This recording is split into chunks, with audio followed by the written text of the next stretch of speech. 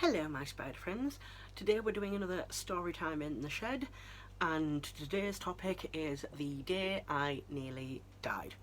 And that isn't hyperbole, I nearly died. So it was way back in early 2003, late 2002. And I'd gone to a friend's house, my friends Nick and Lizard. Names have been changed to protect both the guilty and the innocent. So I'd gone to their house, I'd been invited over, and what would typically happen is it was a Friday night, and most people would go out to the nightclub that was really close by and then come to theirs afterwards for an after party. I didn't really feel like going out, so I decided to stay there with Nick while Lizard went out. And me and Nick sat making preparations for the after party. And it was during this process that early in the evening he was messing about with a knife, and he was doing all this stuff with please forgive my cat, with the knife. He was messing about with it, and I was saying to him behave, you're gonna hurt someone. And I was sitting on his settee, and he was standing in the living room about 15 feet away, and as he was messing about with the knife, it slipped out of his hand and it literally went past my head, whoop, and missed me by about this much, and it embedded itself in the settee, this knife. And I was like, you need to stop messing around now, I could have actually been really hurt. And he was like, oh, I'm so sorry, blah blah blah blah blah. So the night goes on, me and him are making the preparations, and I go to the toilet, and it's a pull cord, so I reach up to pull the cord and I can't find it because it's dark and I can't really see. And eventually I get hold of what I think is the bathroom cord and wrap my hand around it to pull it, only I got a massive electric shock, because what I'd actually grabbed hold of was a live wire hanging from the ceiling. And only because I was wearing boots with these really big, they were called New Rocks, I think they still make them, but that was what I used to wear all the time. And it was only because I was wearing New Rocks, which have these great big soles on them, that I didn't die from being electrocuted. But we've not got to the bit yet where I nearly died. Oh no, this is just the setup of the story. So I touch this electrical cord, get electrocuted, and I'm like, what the is happening? And they were like, oh, well, the light's gone in the bathroom, there's no light. And I was like, well, that's no good, what can you do? So Nick said, I know, I'll get some candles and light some candles and put them in the bathroom, and then when people go to the toilet they'll be able to see. Good idea. He went and got some candles, and he put a couple little tea light candles, put a couple on the windowsill, and he had a few spares. And you kept, as the evening went on, because tea lights last about an hour and 20 minutes, he would light a new candle, just so people could go to the toilet and see what they were doing. So people come back from the club, and we have a little bit of a party. It doesn't go on for hours and hours. I mean, we were young, but we're talking, we knocked off maybe about 3 or 4 in the morning. And I was staying over at their house, even though I didn't actually live that far away. It was just easier to sleep on their couch. So about 3, 4 in the morning, I go to sleep on the couch, and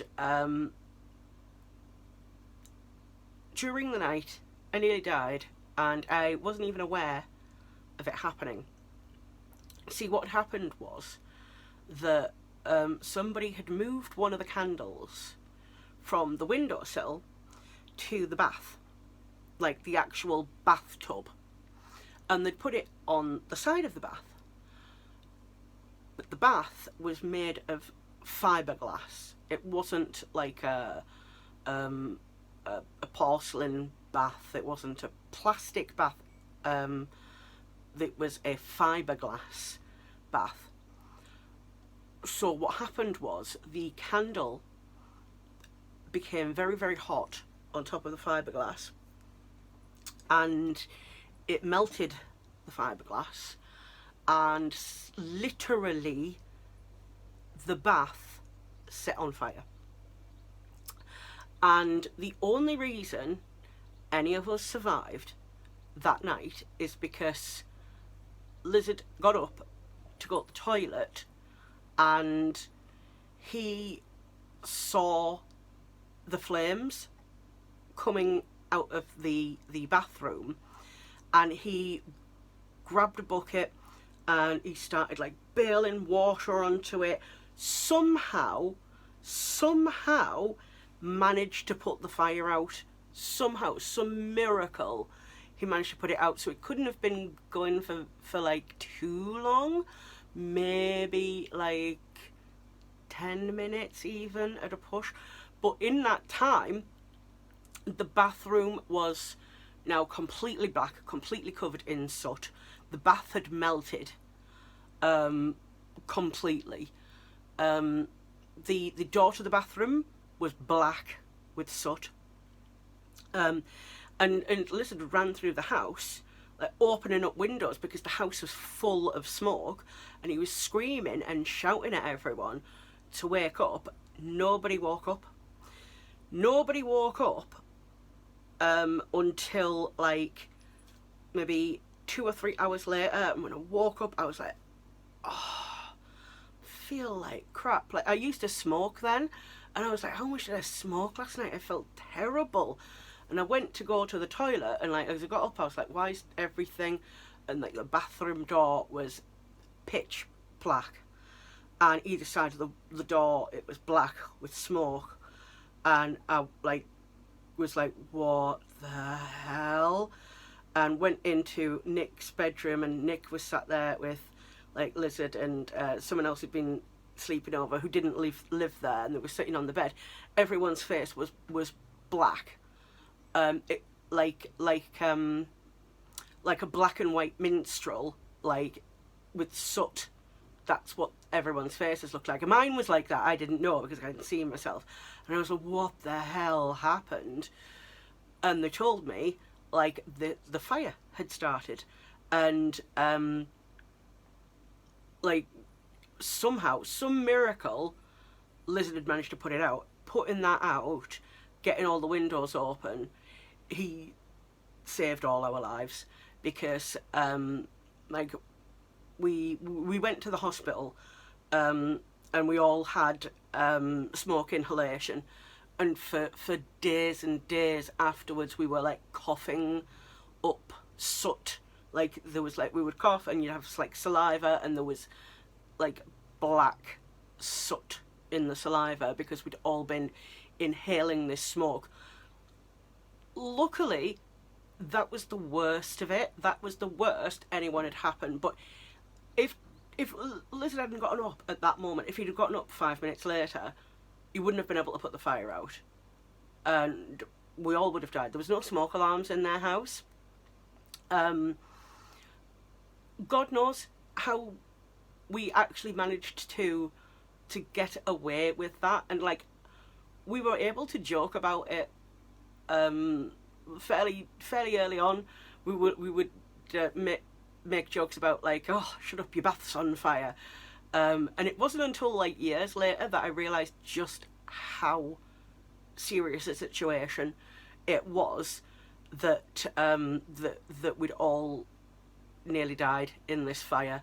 And if it wasn't for Lizard getting the fire out very, very quickly, we definitely would have. And like, he got it out fast enough that we didn't die, but like the bathroom was pitch black, covered in soot from the smoke, and we were all really, really poorly for a while afterwards. And I would sort of like joke with them, ha, you nearly killed me 3 times in one day. It wasn't that much of a joke because they nearly did. But yeah, so that is the time what I nearly died in a fire. And this is why I'm very sort of I'm very vigilant about candles, like not leaving candles unattended, always using a proper heat-proof candle holder, making sure that you're putting your candle in an area that's safe to do so. So never ever ever leave candles burning unattended, and never ever put tiny tea light candles on a fiberglass bathtub. That's a pro tip for you there.